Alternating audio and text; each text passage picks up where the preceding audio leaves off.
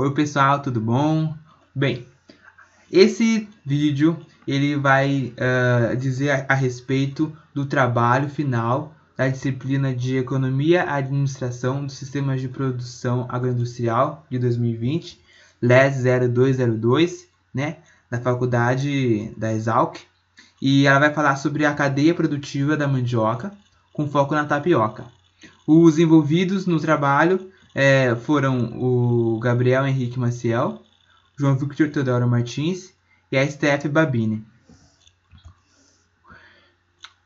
Bem, como método de pesquisa, nós utilizamos principalmente a busca por materiais que já foram produzidos, que dizem respeito e que falam sobre a mandioca, sobre a cadeia de mandioca, sobre a tapioca e sobre como ela está relacionada com a mandioca. E a maior parte das informações também foram obtidas através de dados estatísticos oferecidos tanto pelo SEBRAE quanto pelo CPEA. Primeiramente, nós vamos explicar como que funciona a cadeia de mandioca, mais de modo geral, e ao decorrer do vídeo nós vamos especificar e explicar em detalhes cada um desses pontos. Ao lado, nós podemos observar a cadeia produtiva da mandioca em um fluxograma, o que nos dá uma visão geral de como que ela funciona. Bem, para dividir melhor, eu vou repartir essa cadeia em três partes, que é antes da porteira, depois, dentro da porteira e depois da porteira, até se chegar no consumidor final. Antes da porteira, ela diz respeito a todos os agentes que fornecem recursos para que haja a produção do produto, o qual será transformado ou será ofertado in natura para o consumidor final. Então, antes da porteira, nós temos aí geralmente financiadores, temos aí fornecedores de insumos, que esses podem ser fertilizantes, sementes, pesticidas, entre outros. Também temos a extensão rural, o que garante maior eficiência dos produtores. No quesito dentro da porteira, nós temos como principal agente e único, que são os produtores, que são aqueles que vão realmente gerar o bem. Esses produtores, eles apresentam diversos perfis, podem ser tanto pequenos ou grandes empresas com grandes extensões territoriais e com grande influência e poder. De qualquer forma, todos eles têm o objetivo de produzir o bem e realmente ofertá-lo para o consumidor final. Só que para isso, muitos deles precisam de intermediários. E aí entra o depois da porteira, em que são as indústrias, os atravessadores, o varejo, o atacado, que são aqueles que levam o produto in natura ou que transformam ele, utilizando como matéria-prima, para gerar novos bens e realmente ofertar para o consumidor final. Ou até mesmo apenas transportar aquele produto até o consumidor final. Agora nós vamos detalhar como que ocorre o processo antes da porteira no quesito da mandioca, ok? Para a mandioca, os insumos, eles são muito, como posso dizer, eles são baratos, em que os custos para realmente produzir a mandioca e entrar no mercado são baixos, o que nos dá a característica de que realmente não é tão presente assim a influência dos fornecedores. Apesar de existir, ela acaba ocorrendo em uma proporção maior entre os médios e grandes produtores, uma vez que os pequenos produtores não demandam tantos insumos e tantos recursos, né? Os insumos que geralmente são utilizados são as sementes, os fertilizantes e os defensivos. No quesito dos maquinários, esses geralmente estão presentes entre os médios e grandes produtores, pois não é necessário a produção, não é necessária a utilização desses maquinários para realmente produzir a mandioca. Então eles são realmente muito mais presentes nos grandes e pequenos produtores, tendo grande impacto realmente nos grandes e médios produtores. Quer dizer, a extensão rural ela acaba mostrando maior impacto entre os pequenos produtores, pois ela tem o intuito de realmente educá-los e torná-los capazes de lidar com as situações que o mercado da mandioca apresenta, que são muito instáveis e que requerem um plano e uma estratégia para evitar dores de cabeça no futuro, até quem mesmo ser obrigado a migrar e garantir maior estabilidade financeira para aqueles que entram nesse mercado da mandioca. O financiamento, por outro lado, ele acaba se apresentando realmente com maior impacto também entre os médios e os grandes produtores, pois, como já foi explicado antes, os insumos eles apresentam um baixo custo, então não requer grandes investimentos, logo não é necessário grandes empréstimos, de tal forma que os médios e os pequenos produtores que acabam demandando por tratores e por insumos fertilizantes mais tecnológicos para aumentar a colheita, para aumentar a produção e realmente escalonar o processo, acabam realmente demandando esses empréstimos e recorrendo ao financiamento.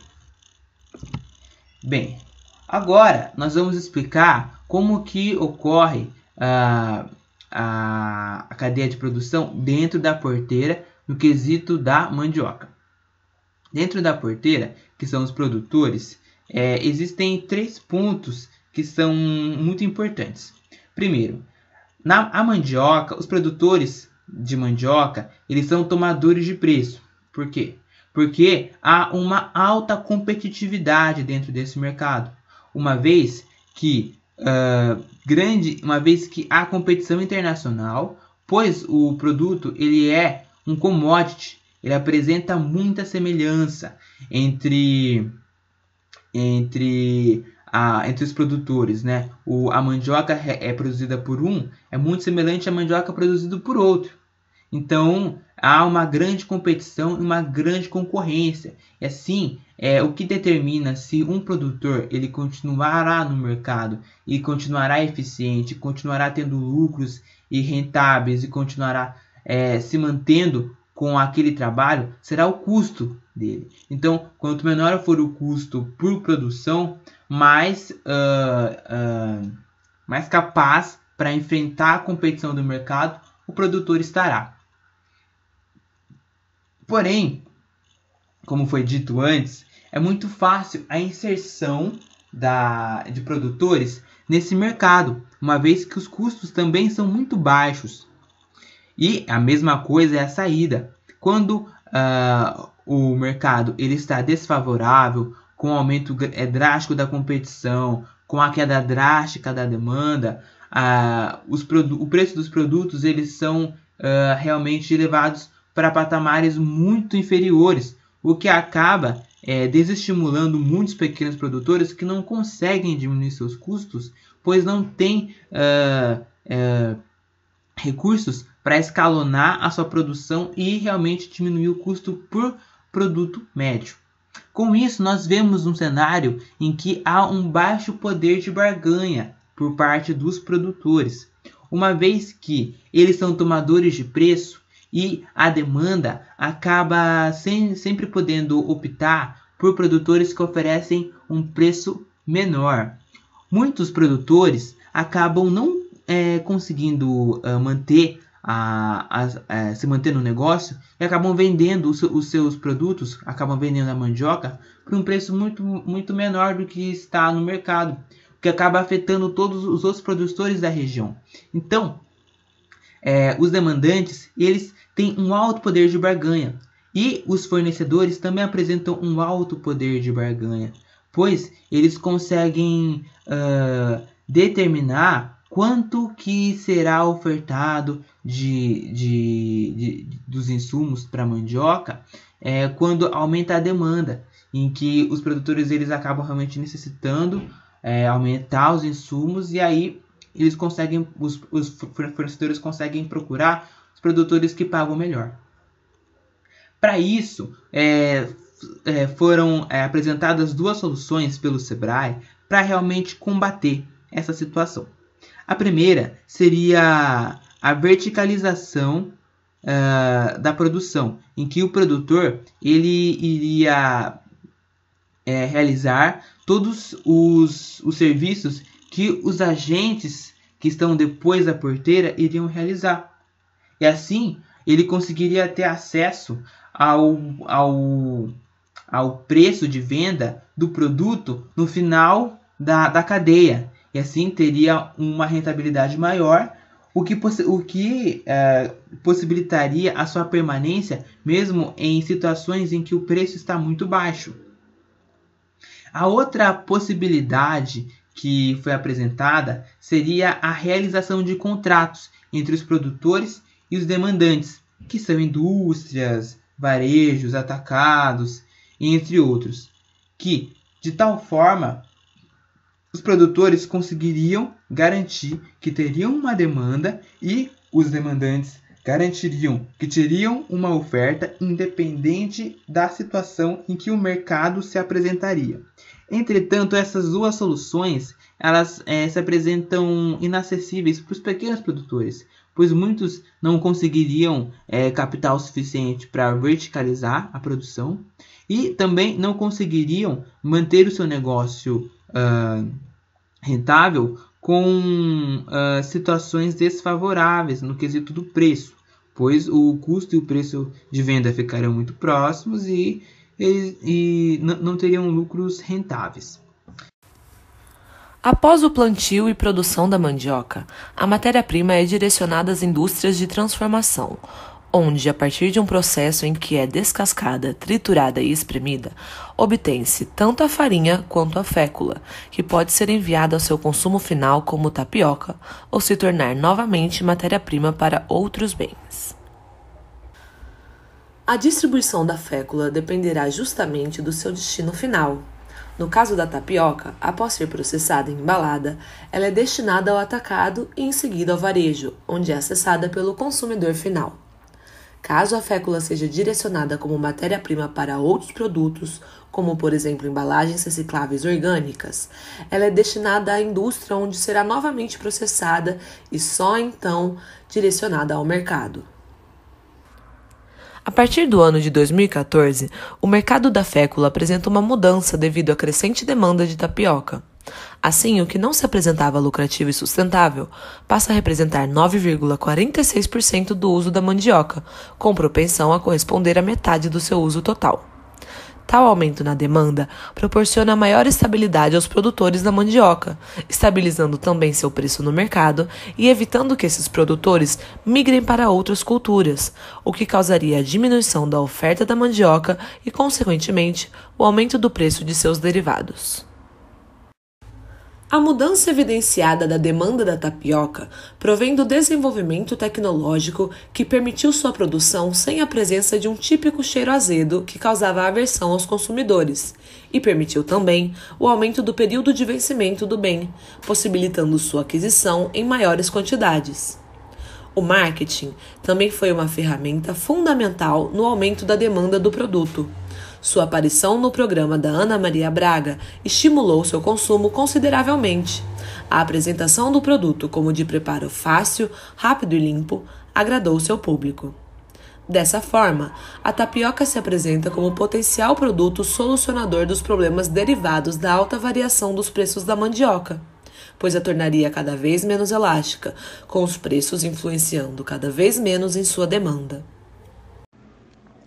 A goma de mandioca é um alimento típico da cultura nordestina, amplamente consumido por sua facilidade de preparação e versatilidade. No entanto, este produto não é comercializado dessa forma, e a maioria dos consumidores a conhecem pelo nome de tapioca. Mas por que essa confusão? Isso se deve a uma denominação terminológica dada pela Anvisa, que diferencia o produto final, aquecido e preparado na frigideira, e aos grãos de fécula, ou goma, ensacados na embalagem.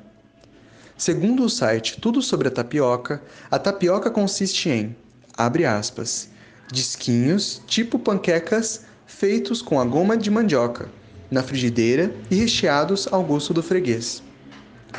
Outro produto relacionado à goma de mandioca é a farinha granulada, que é usada pelos consumidores para fazer cuscuz, bolo, pudim e até tapioca, em sua versão não recheada. A diferença dessa farinha está na preparação. Colocada a farinha de mandioca em um tacho quente, ela é secada e endurecida, dando um aspecto mais grosso, denso e irregular à goma usual. Tapioca, beiju ou biju, este prato típico do Norte e Nordeste se popularizou e o mercado gerado pela indústria da tapioca deve ter gerado, por estimativa realizada pelo CPEA em 2015, receita de cerca de 240 milhões de reais. Em 2015, a produção deste insumo cresceu 17% e ultrapassou os 750 milhões de toneladas, o maior resultado em 25 anos.